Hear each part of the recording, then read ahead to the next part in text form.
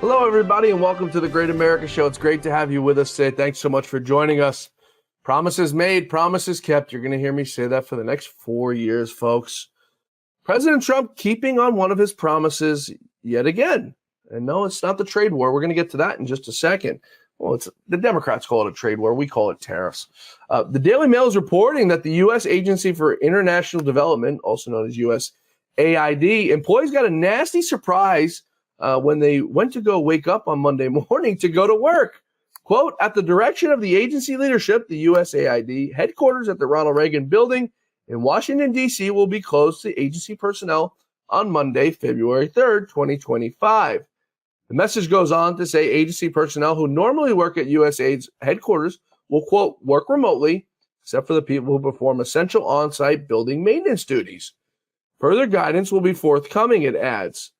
In total, 600 staffers were locked out overnight, according to the Daily Mail.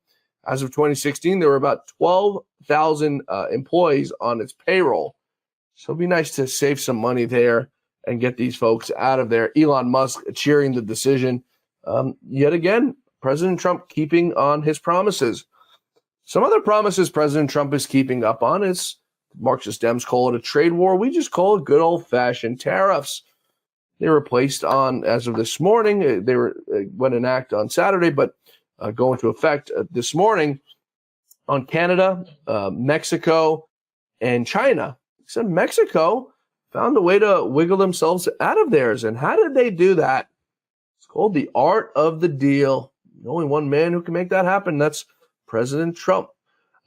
Mexico's President Sheinbaum has pledged to put 10,000 Mexican troops on the northern border of Mexico with Mexico and the United States as they take a brief 1-month pause on the tariffs and allow Marco Rubio and Howard Lutnick to negotiate how Mexico is going to stop the free flow of drugs and cartels and child sex trafficking and migrant sex trafficking and all the bad things they allow to come through that southern border. So we're holding off on those for a month, but Canada's tough guy and commander-in-chief, Justin Trudeau, says he's going to stop ordering whiskeys and bourbons and anything that comes from American red states because he doesn't want to give them the satisfaction of ordering. One of Canada's provinces also canceling a massive contract with Starlink for internet. That's fine. You're only spiting yourself. You're the one who's missing out on the internet. So joke's on you, folks. Our guest today is Gordon Chang. He's an author and a China expert. I want to take all this up with Gordon, the tariffs, TikTok, the southern border, the DeepSeek AI and open AI and the race for AI. So as I say, Gordon Chang is our guest today here on the Great America Show. Gordon, it's great to have you back with us here on the Great America Show. I want to start with something that happened last week, transpired last week. I tried to get you on the show. You were too busy for us, but we've got you here today, so I want to use you while I can. DeepSeek AI, this AI company that's competing with OpenAI, an American company that wants nothing to do with China, apparently, last week, telling us they're beating us in this race with AI, undercutting us by probably hundreds of millions of dollars. They're doing so great. It tanks the markets. The markets rebound a day later, pretty much all for nothing. I'd spoken with economist John Lonsky just a day after it had happened, and I alluded to him. This seems awfully similar to what we'd witnessed 5 years ago or so with 5G and China's race against us in 5G with Huawei. You know, they told us we're ahead. It turns out it was all, as usual, deception from China. They weren't ahead. They're never ahead. Everything they have is stolen from us, so they have to wait for us to develop it so they can do it. Your thoughts on everything that's transpired with this DeepSeek AI and OpenAI? Yeah, I agree with your thoughts. You know, DeepSeek is open, so we can see everything. It's open source. And yes, they've made advances on OpenAI's ChatGPT, but the advances are not nearly as great as they proclaim.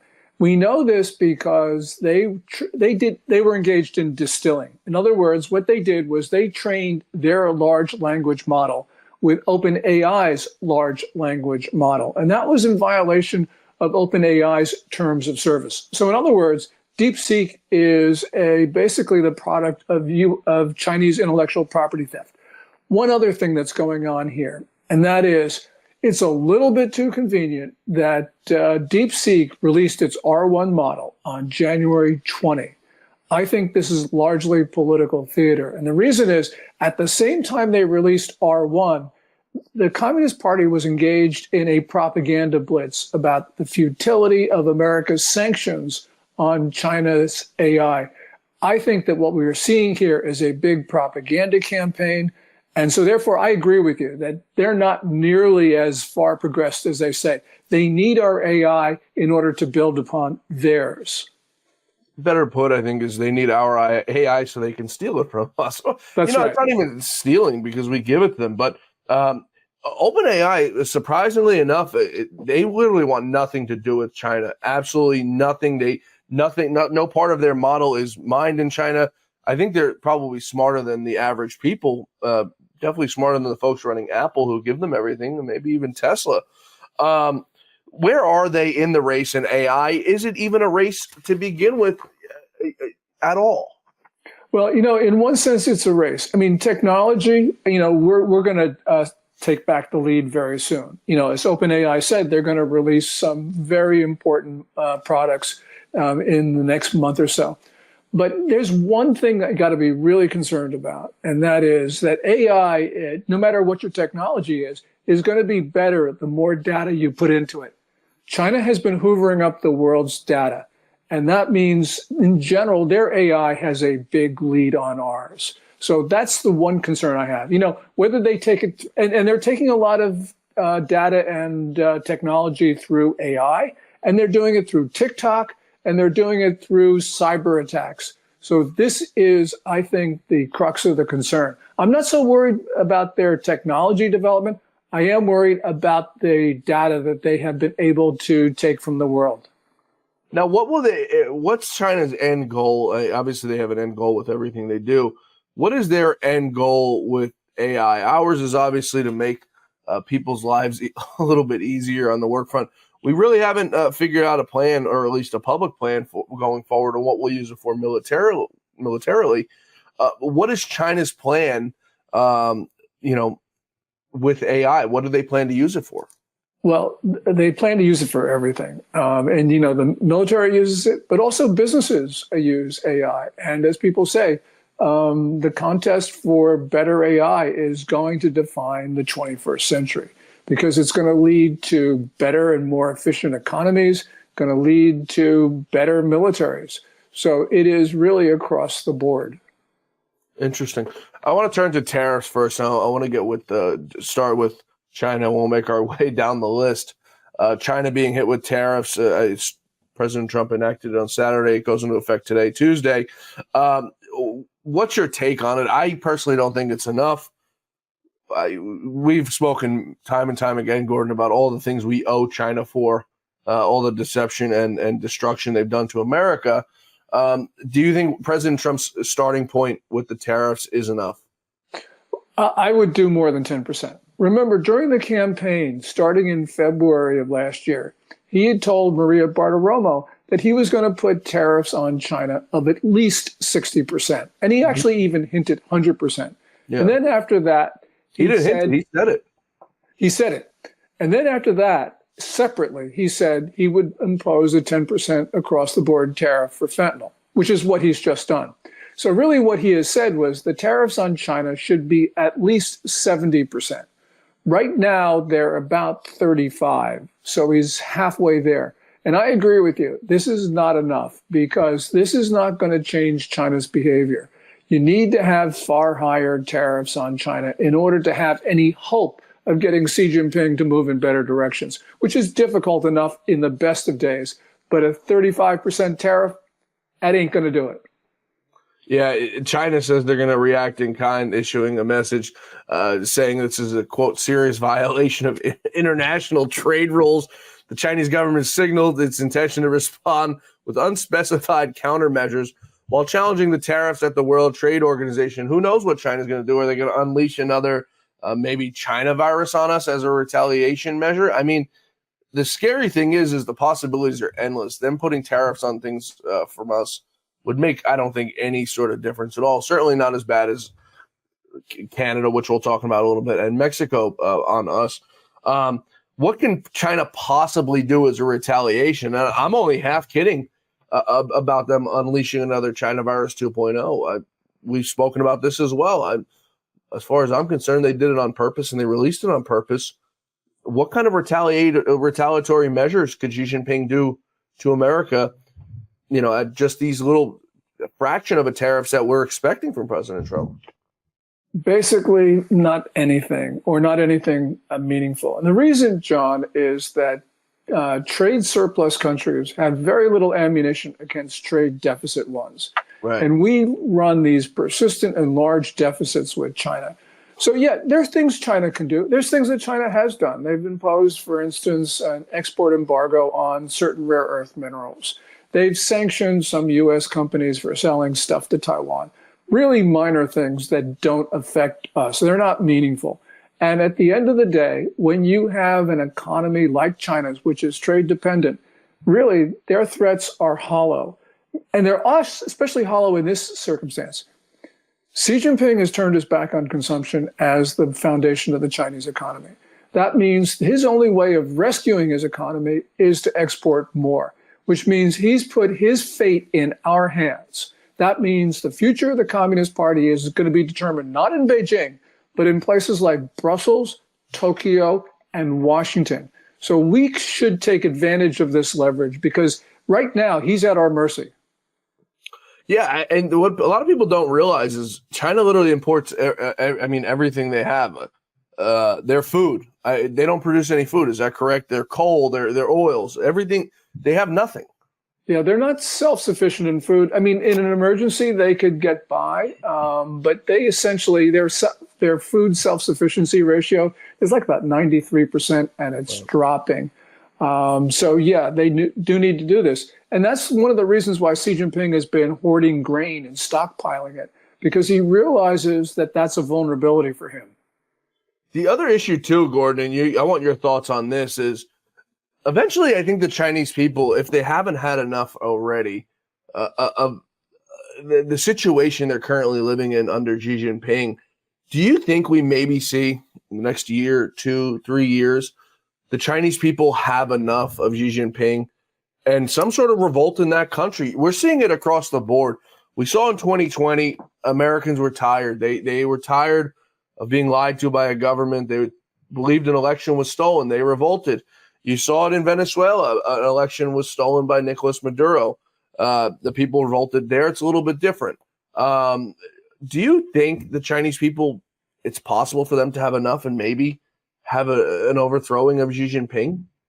It's always possible, John, because the Chinese people are volatile. And this is not just under communism. This goes back through millennia of Chinese history, that the Chinese people can be quiet for very long periods and then all of a sudden and unpredictably explode.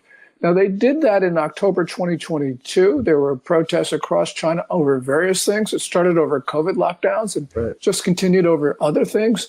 And then it died away. The Communist Party is very good at ending protests, but we also know that the Chinese people right now are not happy. They're gloomy, they're pessimistic. That sort of helps the Communist Party because when people are pessimistic, they generally don't revolt. But every once in a while throughout Chinese history, a spark occurs, people get hope, and they take to the streets. So yeah, anything can happen. And one thing we know, because Xi Jinping spends so much on domestic security, more than on the People's Liberation Army, we know that he's deathly concerned about what the Chinese people might do. Because right now, with the economy failing, they are not happy. Yeah, there's been a lot of people who have been very hawkish on China's moves as to if they're going to take Taiwan, if they're going to take the Philippines, or where they're going to go next. To me, it seems right now is Xi Jinping's got so many things going wrong. He doesn't have his buddies Russia because Russia is fighting their own war with Ukraine. Russia's turned out to be not as strong as we believe they were. It turns out they didn't have the force that we believe they had. It turns out they didn't have the equipment we believe they had. They can't defeat Ukraine as they promised. Who knows what's going on there, the truth about what's going on there. Do you think Xi Jinping still has his eyes set on Taiwan? And how could he possibly, or Philippines, And how could he possibly do it with all that's going on right now? It seems he's got like this submarine that's got pinholes all in it, and at any moment one of them's going to open up and just explode or implode. Yeah, well, does he have his eye on Taiwan? The answer to that is yes, because he's based his personal legitimacy on annexing Taiwan. But I agree with you that Taiwan he's probably not going to invade. I worry a lot of things about China. I don't worry about him starting hostilities with an invasion of the main island of Taiwan. And there are a lot of reasons for that. One of them right now is that the Chinese military appears to be in quiet revolt against Xi Jinping. We know this because military propaganda organs have been promoting and praising collective leadership, quote unquote. That phrase is a direct criticism of Xi's style of governance, of rule. And so we know that they're not happy. And there are even reports, which I don't know if I believe them or not, but there are reports that Xi has lost a lot of his authority over the military. That actually fits in with some things that we've been observing over the last 18 months. The thing is, you're right, it's a mess. There are pinholes in the submarine, and any one of them could become the leak that takes the sub down. Yeah, and that's just my assertion of it. But you're far more well-versed in this than I am. That's just the way I see it as a layman from the outside, that there's really no possible way. He's got nobody who's got his back right now. It's like the kid on the playground who's ready to start a fight with 10 guys, and he turns around and he's got, nobody there looking to help him. I want to take a quick break here, Gordon. When we return, I want to talk about Marco Rubio put to his first test as Secretary of State. In my opinion, he's doing a pretty good job so far. It seems like everybody in the Trump administration, whether they liked it or not, is hard at work already, whether you're Sean Duffy or Howard Lutnick and Marco Rubio down the list of all these folks who are hard at work. I want to take up that. I want to take up TikTok. I want to take up the tariffs on Canada that are going into effect on Tuesday. And I want to take up the southern border. We're coming right back with Gordon Chang. Stay with us. I'm excited to announce that we're having our first ever mega sale on overstock clearance and brand new products. For example, save over 50% on this season's flannel sheets. Queen size only $59.98. Kings only $69.98. They sell out fast every year, so order now. Save 20% on our brand new My Crosses. They're designed in the likeness of the one I've worn every day for over 20 years. They come in men's and women's, and they're made right here in the USA. Get our 2025 six-piece My Towel sets for only $29.98. Our initial quantities are extremely low, so get them now before they go.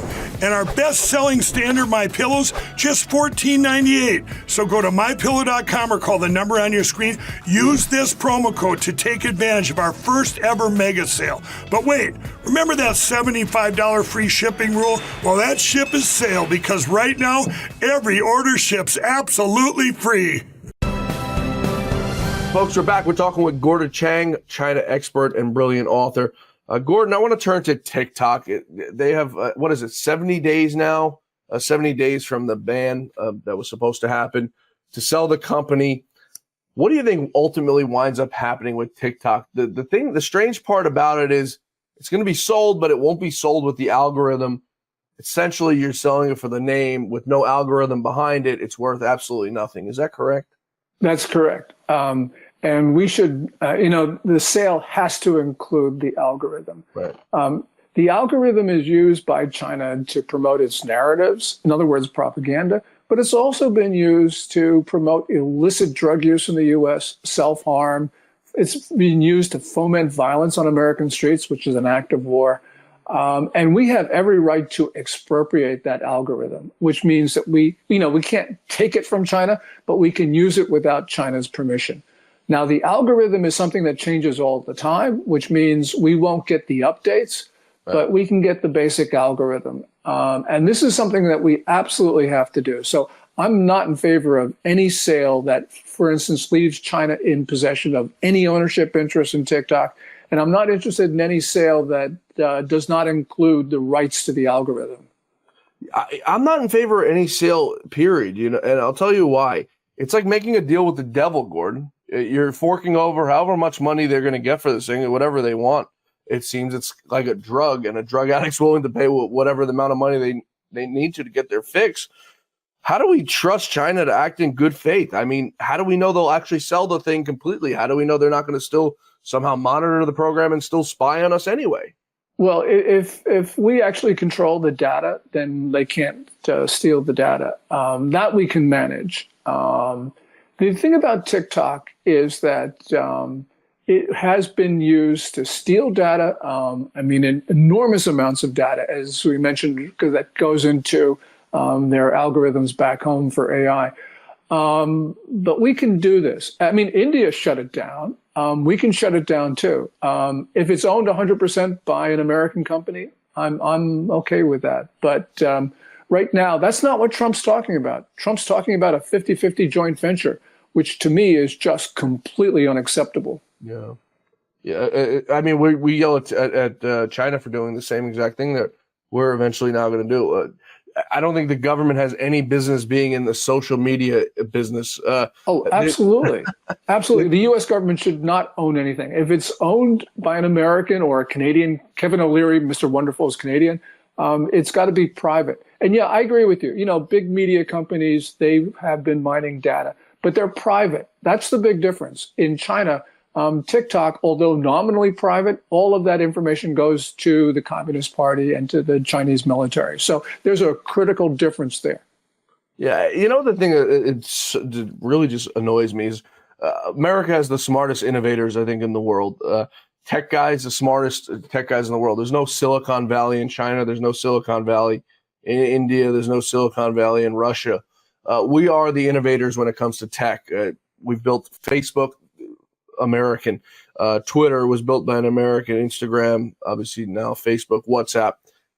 You know, all the social media companies. We shouldn't be sitting here offering up $150, $200 billion to the CCP for a stupid program. I think that President Trump should have let the band sit down. The election was over. He won the election. Some people say TikTok helped him in the election. I mean, that's neither here nor there. It's over, right? The election's over.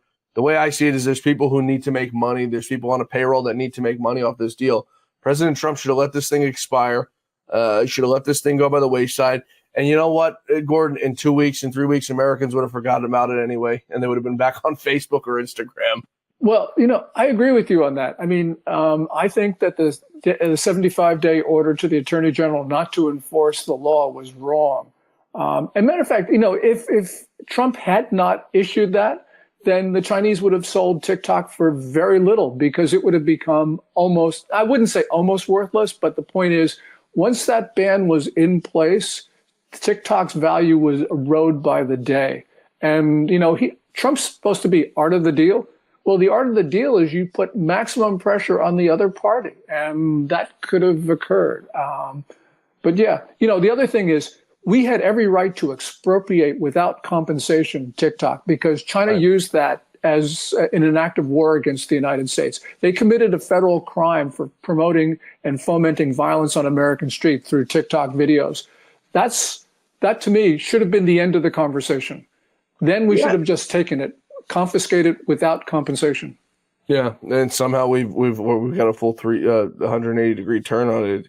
It's truly perplexing to me that we find ourselves in this situation again where we're, you know, at the dinner table with the devil, and the devil is China. Make no mistake about it. Speaking of China, Marco Rubio was in Panama.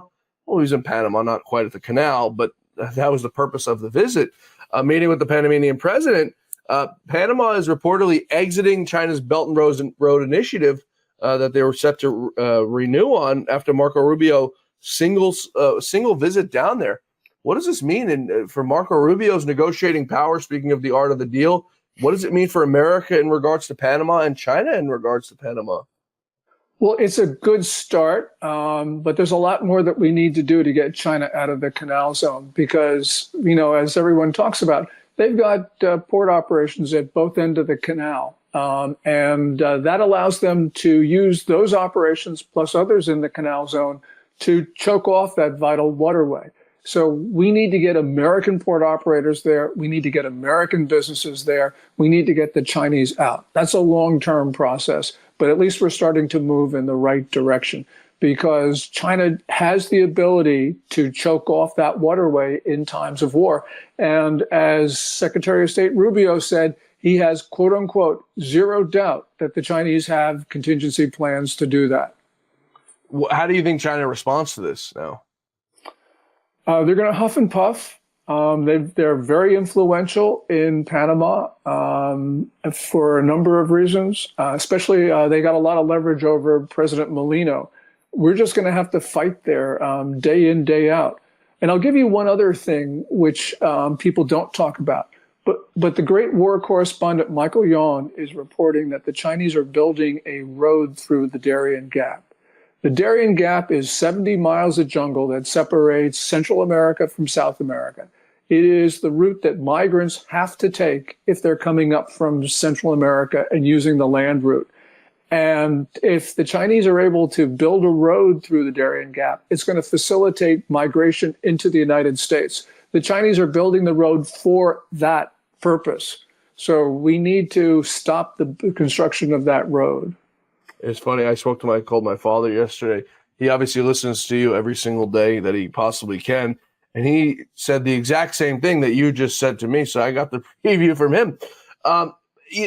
That's another thing, Gordon, that just totally perplexes me is President Trump knows that this is what China's doing. There's a goal in everything they do. Fentanyl is to get Americans hooked and become drug addicts and kill off a population and then laugh in our faces and say, look, we don't need to stop our fentanyl flow. You need to stop the drug addicts you have in your country. Why are we sitting back and letting them do this? I mean, they're doing it right in front of our faces. It's just like, the Catholic Charities, the Red Cross fuels these migrants to come to this country. And then when they get here, they protect them and they help them get them in here. How do we let this happen right in front of our eyes, Gordon? I think it's because no president of the United States since Eisenhower has told the American people that China is not a competitor. It's not merely an adversary. It is an enemy. It is preparing for war. It is preparing to destroy the United States. And we need to start mobilizing ourselves. And we need President Trump to say that. This is really important because until the American people get it, American people are not going to take those measures that are necessary to defend ourselves. And although we're a far stronger country than China, we can lose our country because we're not protecting ourselves because we don't know about what our enemies are doing. This is just like in the pre-9/11 period. This is just like pre-Pearl Harbor. We Americans are not paying attention to what our enemies are actually telling us. What is it going to take for President Trump to heed to that warning? I know when Lou was alive, Lou was, very vocal on the China issue. You and Lou spoke very often on it. And, Lou sort of had President Trump's ear on it and would, tell him the things he wanted to hear and the things he didn't want to hear. You don't have very many people like the great Lou Dobbs anymore who are willing to tell the president the truth, whether he likes it or not. What's it going to take for President Trump to heed the warnings? And like I said before, and I hope I'm wrong on this, China virus 2.0, something to that effect, where China unleashes something else on the world as another accident. Well, first of all, we need Lou Dobbs because there's nobody could replace Lou. And so, it's been my honor and Lydia's honor to have known him. On your point about disease 2.0, we know the Chinese are working on what they call specific ethnic genetic attacks. In other words, attacks by pathogens that will leave the Chinese immune and kill everybody else. We know at this moment that they are working on Ebola. Ebola in nature has a 50% fatality rate. But the good thing about Ebola's pathogen is that it's not very transmissible. If the Chinese can increase the lethality rate, or more important, if they increase its transmissibility, they have a weapon that can kill the American people, exterminate the American people. I mention Ebola because at that lab in Reedley, California, the secret Chinese biological weapons facility that alert building inspector found in December 2022, they had, quote, at least 20 pathogens inside. And one of those pathogens was the one for Ebola. So, is this, you know this, Gordon. There's other people who know this is going on. Does President Trump know this? Do the American people know this, that this may be something else that's in the woodwork. I mean, the first one hit us by surprise, but we should never be surprised again by what can happen. Now, I'm not saying government shutdowns and all that good stuff, because I don't think the American people ever stand for that once again after we learned what we learned from Dr. Anthony Fauci and the level of trolling they did to us. But I mean, what does this mean to President Trump? Does he heed the warning and maybe get a head start on it? I hope so. If we go back to February 2020, everyone said that Trump was a shoo-in for re-election. And the reason he didn't get reelected is China used TikTok against him, by the way, but also because of the pandemic. It just roiled American politics. So I hope that President Trump understands that. I hope that he understands the maliciousness of the Chinese system. I don't like it when I hear him say good things about Xi Jinping. I don't like it when they hear from his people that he wants to go to China within the first 100 days of his term. This is not a good thing. We need to start defending ourselves. But anyway, we need Lou Dobbs. You're preaching the choir. I couldn't agree with you more. I had a friend who worked for President Trump in the first administration, and they did some sort of diplomatic trip in the first term. I don't know if you remember or not, but they did a diplomatic trip, and my buddy was over there, and he had mentioned something weird to me, and they figured it out obviously at the end. They stayed in this hotel, and every hotel, there was a hotel room and then a room next door on each side, and each rooms next door were empty, and it would skip a room. They were spying through each rooms on the side. He came back and he gave his cell phone in. His cell phone was encrypted with spyware data and millions of like viruses where they could try. This is who the Chinese people are, and President Trump's ready to go over there and get on a plane and meet with these people to just, compromise America. It's so mind blowing to me that he'd want to do such a thing. What is his tie to China, and why does he care to be friends with them so much? I've got friends who are not in the administration, but who are friends with people in the administration. And they say that Trump knows what's going on. He is confronting China, and he's doing it in his unconventional way, sort of like a Jedi mind trick. I hope that's the case. I can see signs that is the case. But as we've talked about with TikTok, I've seen him flop on things that he shouldn't be flopping on. So, we just take this day by day, and we keep on pressuring the administration to not do those things which are not in our interest, which is the reason why your show is so important. Yeah, and people like you are very important. Gordon, I want to take one more quick break here. When we return, I want to take up the tariffs on Canada, the southern border, and how this all plays out. The markets aren't really liking it right now, but they're, I think, getting used to it. They should be used to it after the first term, but the markets, I guess, are never used to anything. We're coming right back with Gordon Chang. Stay with us. I'm excited to announce that we're having our first ever mega sale on overstock clearance and brand new products. For example, save over 50% on this season's flannel sheets. Queen size only $59.98. Kings only $69.98. They sell out fast every year, so order now. Save 20% on our brand new My Crosses. They're designed in the likeness of the one I've worn every day for over 20 years. They come in men's and women's, and they're made right here in the USA. Get our 2025 six-piece My Towel sets for only $29.98. Our initial quantities are extremely low, so get them now before they go. And our best-selling standard My Pillows, just $14.98. So go to MyPillow.com or call the number on your screen. Use this promo code to take advantage of our first ever mega sale. But wait, remember that $75 free shipping rule? Well, that ship is sailed, because right now, every order ships absolutely free. Folks, we're back. We're talking with Gordon Chang, a brilliant author, China expert. Happens to be an attorney, too. Gordon. Once an attorney, no longer. You're in a better place now, I think. Right. Gordon, I want to turn to these tariffs President Trump put into effect on Saturday. They go into effect today, Tuesday, on China. We spoke about, but Canada and Mexico, Trudeau's playing tough guy, but he finds himself in a very tough position. He wanted to do some sort of COVID-style bailouts, which he can't do because of the way the legislature is structured, and he said he's stepping down until sometime in March. So he's sort of handcuffed. His people have already turned on him. They're turning on him even more now. He wants to play hardball. Let's start with him first, and then we'll get down to Scheinbaum in Mexico. How does this play out for Trudeau? I mean, big tough guy Trudeau. He's going to learn hard and fast. We don't need him as much as he needs us. Yeah, that's for sure, because Canada runs persistent trade surpluses against the United States. The U.S. economy is something like, 13, 14 times larger than Canada's. And like he has 87 or so % of his exports go to the U.S. He's just out of ammunition when it comes to the U.S. And, a lot of people say, well, we shouldn't be having a trade war with our, border country to the north. But we got to remember that Trudeau has allowed China to use Canadian soil for assaults on the United States.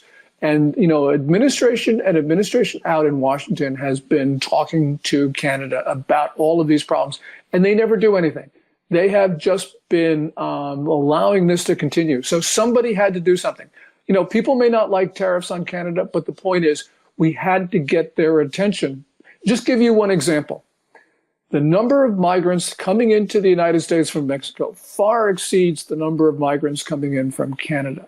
But the number of apprehensions of people on the terror watch list from Canada is about 3 times greater than the apprehensions of terror watch list suspects from Mexico. Dangerous elements have understood that they can use the undefended northern border to get into the United States. Canada knows what's going on and doesn't do anything about it. Canada's allowed the Chinese to take over large portions of the Canadian political system. The Canadian banking system is a haven for money launderers because Ottawa doesn't enforce rules. Something had to happen. And I'm glad that President Trump took action, because whether you like tariffs or not, something had to be done. President Trump putting out the following Truth Social message just a few hours ago. Quote, Canada doesn't even allow U.S. banks to open or do business there. What's that all about? Many such bad things, but it's also a drug war, and hundreds of thousands of people have died in the U.S. from drugs pouring through the borders of Mexico and Canada. Just spoke with Justin Trudeau. We'll be speaking with him again soon.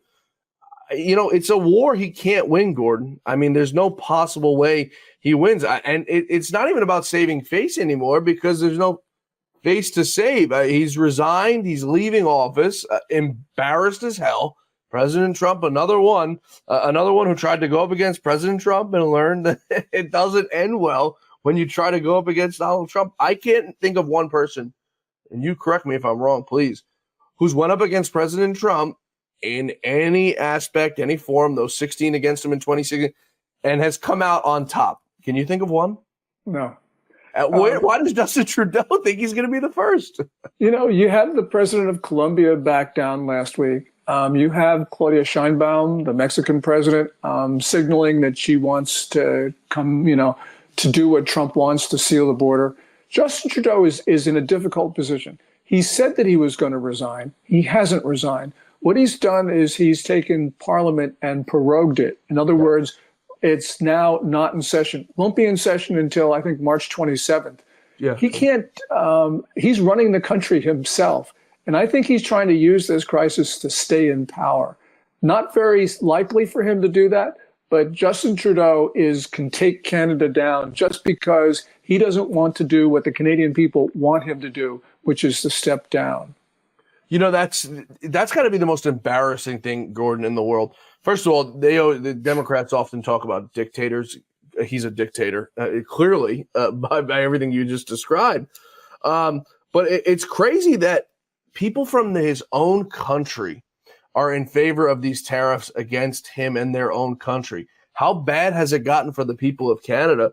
I always use the Canadian healthcare system as an example. I know people who have healthcare up in Canada who wait weeks and months to see a doctor, but it's free. It's free. I don't have to pay. I don't have to pay to go to the doctor.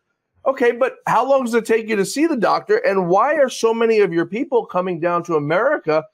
I have a very close family friend. It's a very sad story, but the man has cancer. He has to come to America for treatments because it's so bad in Canada. And that's what the American people parade like it's such a good thing. Whereas, you've got the Canadian people saying the Americans are right. It's so ass backwards, Gordon, but it's just hysterical to watch. Yeah. For everything except for emergency care, what you say about the Canadian healthcare system is absolutely right. You have Canadians going south. You do not have Americans going north. And there's a reason for that. Because you can wait months for routine care in Canada, except an emergency. Emergency, they're great. But otherwise, you're absolutely right about that. And by the way, they can afford that because they don't have a military. They don't have a military because they just sort of take us for granted.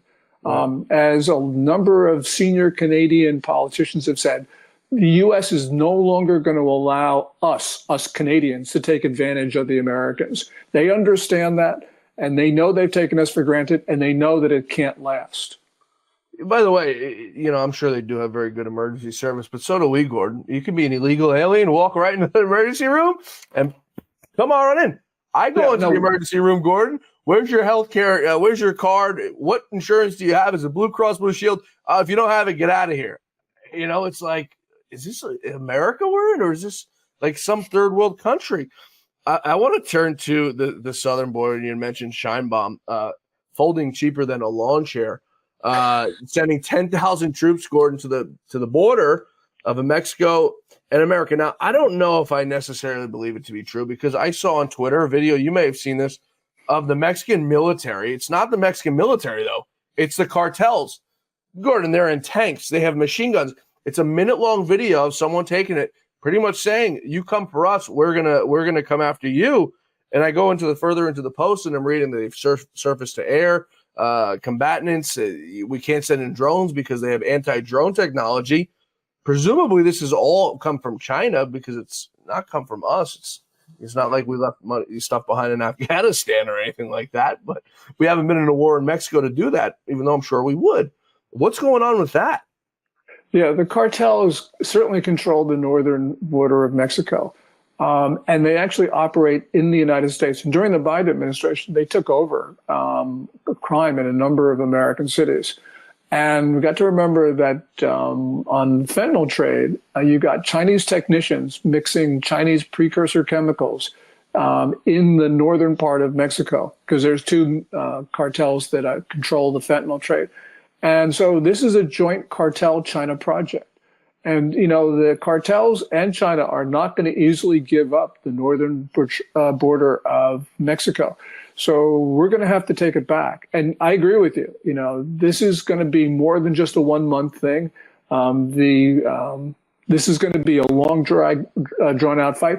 But the important thing is we're starting to do something about it. Right. During the Biden administration, Biden's actions strengthened the cartels by putting tens of millions, if not hundreds of millions of dollars into the pockets of cartel members so they could afford those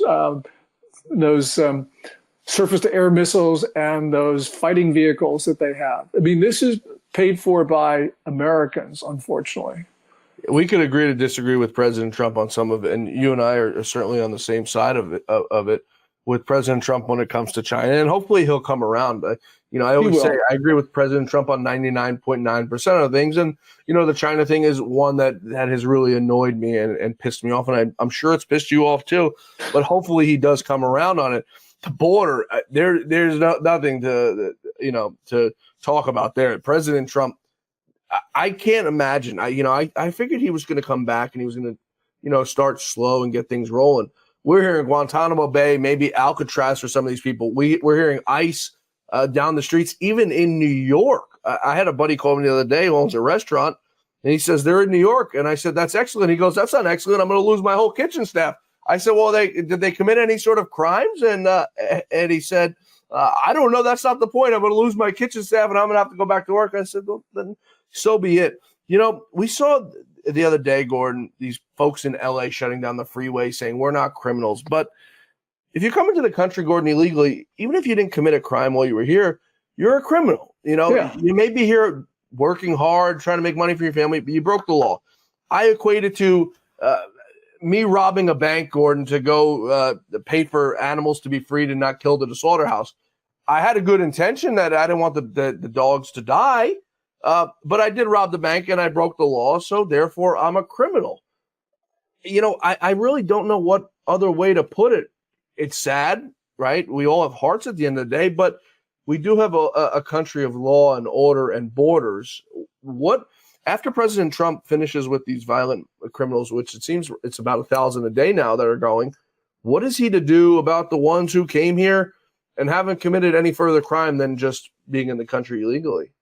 Yeah, they're gonna. Tom Holman has said, look, they're going to deport them, and they should. And I know that it's heart wrenching. Yeah. But the problem is that if you have a border, you have to enforce it because that's sovereignty. And the other thing is that all the people who have been waiting in line legally to get into the U.S., like my wife a long time ago, she just followed the rules. Well, if people want to come to the United States, file a legitimate asylum claim, or wait in line. What am I supposed to say? We got laws. We should enforce them. It's just as simple as that. Because we know that 99.999% of those asylum claims are false. They are fake asylum claims. And what they do is they make it hard for people with legitimate asylum claims to come into the country. That's not good. Yeah, it's like these migrants think that, or these illegal aliens, people get upset when I call them migrants. It just slips my mind. They're still illegal aliens. Whatever you call them. Right. They're here illegally because they filed a false asylum claim or they snuck across the border or whatever, but they shouldn't be in our country. They think that we're the pot of gold at the end of the rainbow, Gordon. They come here. Some of them make $150. Some of them make $200. Some of them make $250. Some of them are making more money than people who are working at large corporations, working here illegally, not paying taxes. We've got to figure out a way to start penalizing. I spoke with a friend of ours, Rich Valdez, yesterday. We got to figure out a way to start penalizing the businesses, Gordon, who are hiring them. That's the only way I think you get to the root of it. If you start penalizing these businesses who are hiring these illegals, I think you can crack down. Now, if you make it a criminal act to hire illegals, you probably sure it. If there's no jobs for them, Gordon, they're not going to come to this country. That's the first part of it. Now, the second part of it, which I'm sort of in favor of, is, and what you and I have discussed this before, about using Central America and these countries to move offshore some of our stuff that's in China, whether it be textiles, things that'll never come back to America. You're not going to get Americans making textiles. It's just what it is. That's fine. We'll save the jobs. We'll save the corporations like Carrier Air Conditions and save them for America. Jeeps we'll bring back to America from Mexico. But the things that just won't come back to America is that Americans won't do. We move them down to Central America, and you and I have spoken about this. I think that's stage two. If we can make these people's countries habitable, where they can make a decent living, they'll stay in their own country because they don't want to leave at the end of the day, Gordon. They don't want to leave their families and their kids behind. They come here because it's so expensive to get through the southern border by themselves. They leave their families behind. They send money back. Third, you got to, I think, have a ground war with these cartels.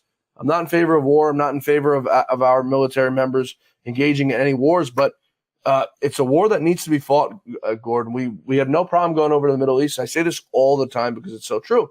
We have no problem going over to the Middle East and destabilizing the hell out of that. Why don't we fight a war that actually matters? What's your thoughts cartels. on the plan? Rubio is going to five Central American and Caribbean countries. And you have four of those are members of CAFTA-TR, our free trade agreement. Guatemala, El Salvador, Costa Rica, and the Dominican Republic. Those are the four out of the five.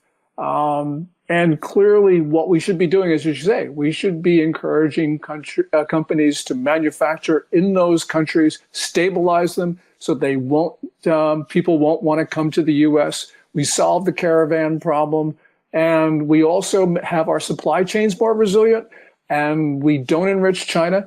And by the way, it's great for the climate because getting products up from Central America or the Dominican Republic, a lot less carbon in the air than transporting them across the Pacific. You think the Democrats would go for that if you tell them that we can offset carbon? Maybe we go like net zero? No, they won't, because even though it makes perfect sense, it doesn't do what they want to do, which is to ruin our lives at home. So yes, they should know about this. This is no secret about the amount of carbon that those container ships put into the air. But This is too simple. This is too logical, and it doesn't involve enslaving the American people. So, of course, Al Gore is not going to support this. Yeah. Why would the Marxist Dems be in favor of getting Americans off of drugs? People don't realize, Gordon, by doing this and stabilizing Central America, it kicks China, where it hurts. It really does, because you slow down the drug trade, you maybe stop it completely. China makes a lot of money off of that. And not just money, the satisfactions of watching Americans die. It's a long list of everything it does to hurt China. You get the last word here, Gordon. Well, we need Lou. We just need Lou.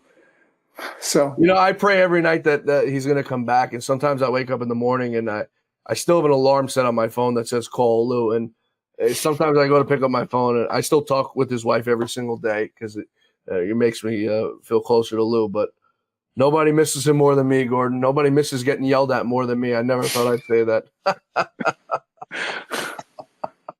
Well, thanks a lot, John.